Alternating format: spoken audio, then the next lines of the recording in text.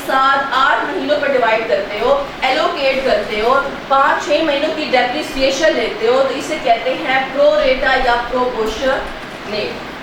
सवाल साइलेंट है, तो कौन सा वाला मेथड ऑफ डेप्रिसिएशन एज्यूम किया जाएगा? Straight line method. एग्जामिनर हमेशा सवालों में अक्सर स्ट्रेट लाइन मेथड में वो खामोश होता है, तो इसका मतलब है आपने स्ट्रेट लाइन मेथड यूज करना है। अगर वो चाहे कोई और मेथड यूज करो तो फिर वो क्लियरली आपको मेंशन करेगा कि जी रिड्यूसिंग बैलेंस मेथड आपने यूज करना है या फिर सम ऑफ ईयर्स डिजिट या यूनिट्स ऑफ प्रोडक्शन। लेकिन अगर साइलेंट है तो इसका मतलब आपने स्ट्रेट लाइन मेथड यूज करना है। ईयर वन की डेप्रिसिएशन क्या होगी? Straight line method.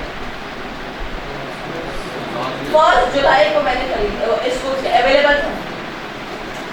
Cost less residual value divided by useful life. Cost कितनी है? 100,000। रेजिडुअल वैल्यू कितनी है? 0 डिवाइडेड बाय यूजफुल लाइफ 5। 20,000 आ गई। ये जो मेरे पास 20,000 डेप्रिसिएशन फार्मूला से निकली है, ये कितने मंथ्स की है?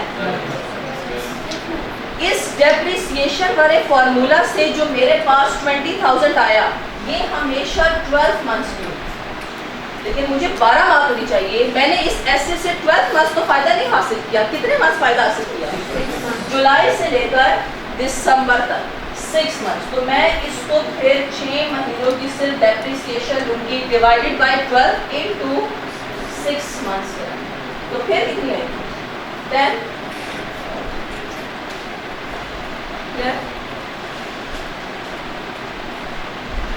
हमेशा प्रो रेटा में मसला पहले साल और आखिरी साल होता है, बाकी सालों में नहीं होता।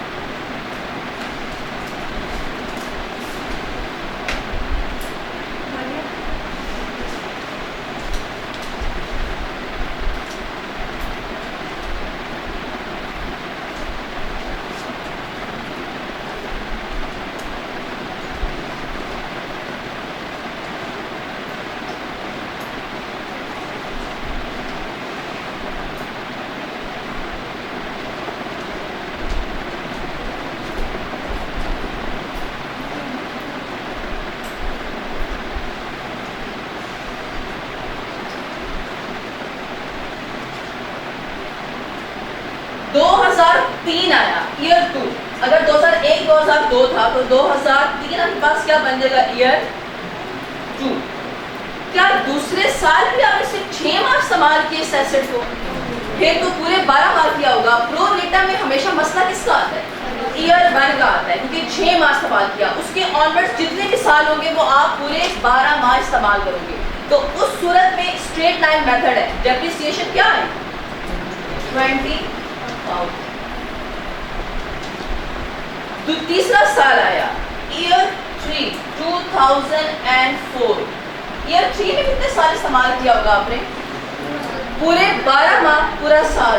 तो 20,000 डेप्रिसिएशन स्ट्रेट लाइन मेथड है। एक बार जो कैलकुलेट कर दी उसी को चला के। चौथा साल आएगा 2005। अगेन 2005 में भी आपने कितने साल तक, कितने महीनों तक डेप्रिसिएशन बेनिफिट्स कंज्यूम किए होंगे? 20,000 पूरे 12 माह तक। ईयर 5 आएगा, 5 साल है यूजफुल लाइफ। 2006। अगेन 2006 में भी आपने कितने महीने आपने फायदा हासिल किया होगा, पूरे 12। अब मुझे बताएं मसला कहाँ पर आएगा? पूरे 5 साल बराबर हो गए हैं। ईयर 1 में कितने महीने हो गए? 6 महीने। ईयर 2 में 12 मंथ्स। ईयर 3 में, ईयर 4, ईयर 5। 4 साल तो पूरे 12 मंथ्स हैं, और 5वां साल देखिए तो क्या है? 6। तो बाकी 6 महीने तो अभी भी रहते हैं, तो फिर इसे किस साल में ले जाएंगे?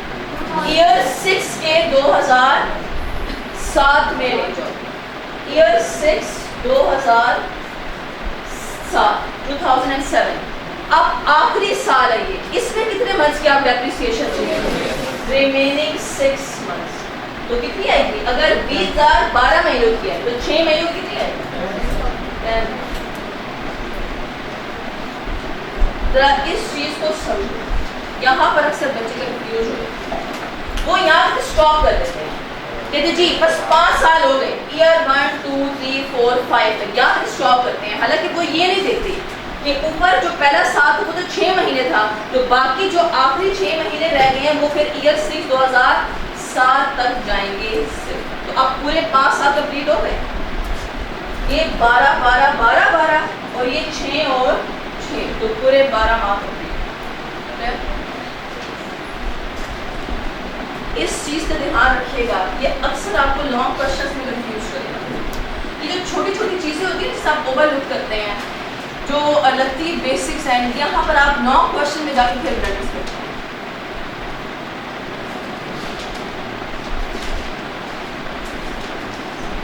दोबारा बताओ ये पॉइंट नहीं क्लियर है? ईयर 1 में आपने 2002 में कितने माह आपने बेनिफिट्स हासिल किए? इस पूरे एसिड की लाइफ कितनी? 5 साल है।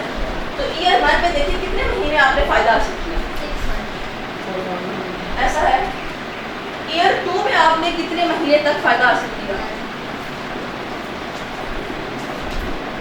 ईयर 3 में 12 मंथ्स। Year 4, year 5। बाकी देखें 4 महीने 12 आ रहे हैं, ऊपर वाला महीना कितना आ रहा है? 6। पूरे 5 साल तो नहीं हुए, ये कितने साल हो गए हैं? 4.5। तो है कितना महीने कम है? 6। तो वो 6 महीने आप कहाँ पे ले जाएंगे? आगे ईयर 6। अब देखें तो पूरे 5। चलिए इसका प्रोफार्मा से बनाएं।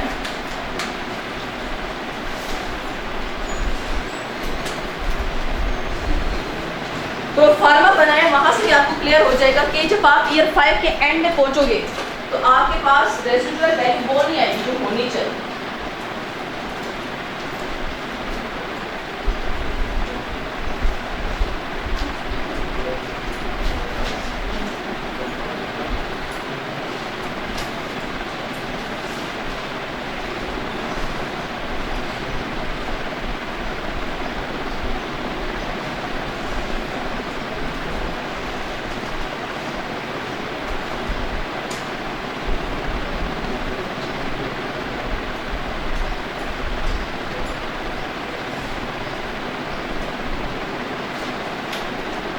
पास बनाए मेहरबानी, ये चीज़ लिख लीजिए वाली, ये आपको जरा फिर समझने में बात आसानी होगी कि अगर आप आखिरी साल ईयर 6 नहीं लेते तो फिर 4.5 ईयर्स होगी, अगर बाकी के ईयर 6 भी लेते तो फिर पूरे 5 साल।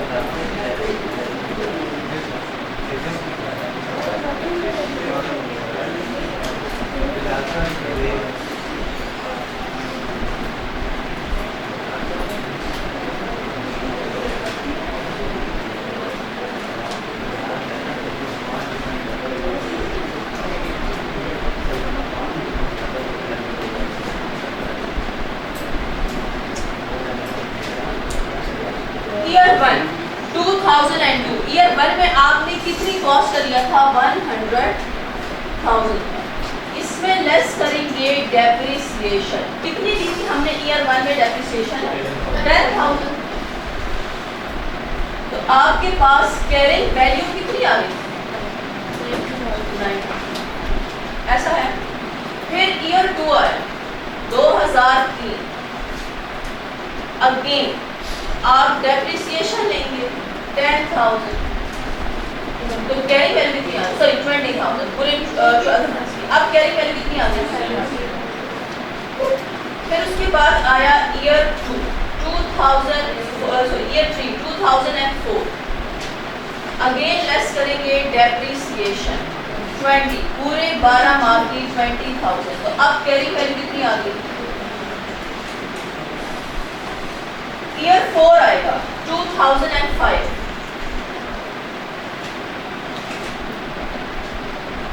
लेस करेंगे अगेन डेप्रिसिएशन। ईयर 4 में कितने बस आपने फायदा हासिल किया? 12 मंथ्स यानी 20,000 डेप्रिसिएशन, तो अब कैरी वैल्यू कितनी आएगी? ईयर 5 आया, आपके मुताबिक क्या आखिरी साल है जी? यहाँ पर खत्म हो जाएगा। जून के सवाल में था जी 5 साल, तो ईयर 5 आप एज्यूम करेंगे जी आखिरी साल है।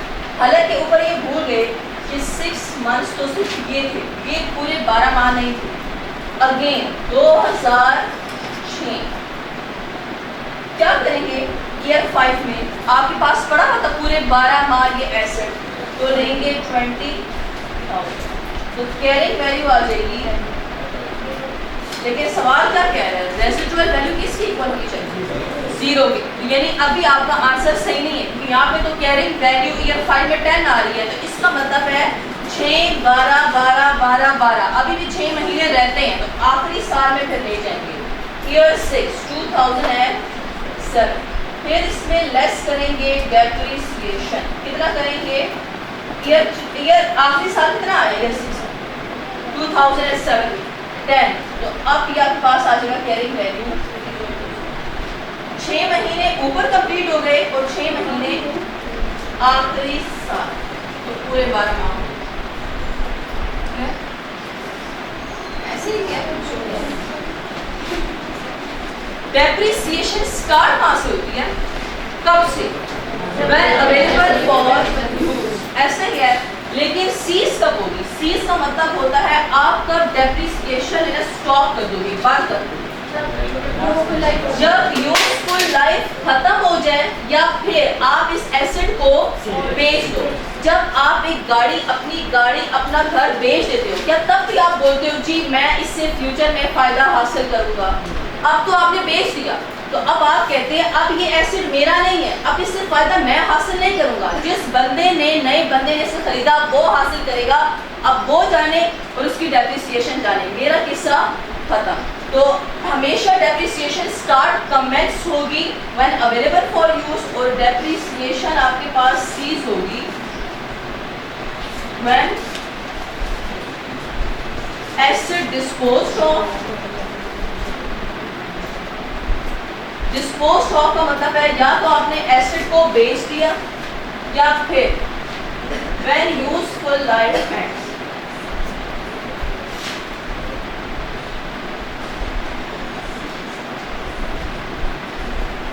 लिखने डेप्रिसिएशन एंड्स। डेप्रिसिएशन आप कब खत्म कर दोगे, एंड कर दोगे? जब या तो आप इस एसेट को बेच दो या फिर इस एसेट की यूजफुल लाइफ आपके पास खत्म हो जाए। उस सिनेरियो में आप उस दिन से डेप्रिसिएशन लेना अपनी किताबों में बंद कर देते हैं।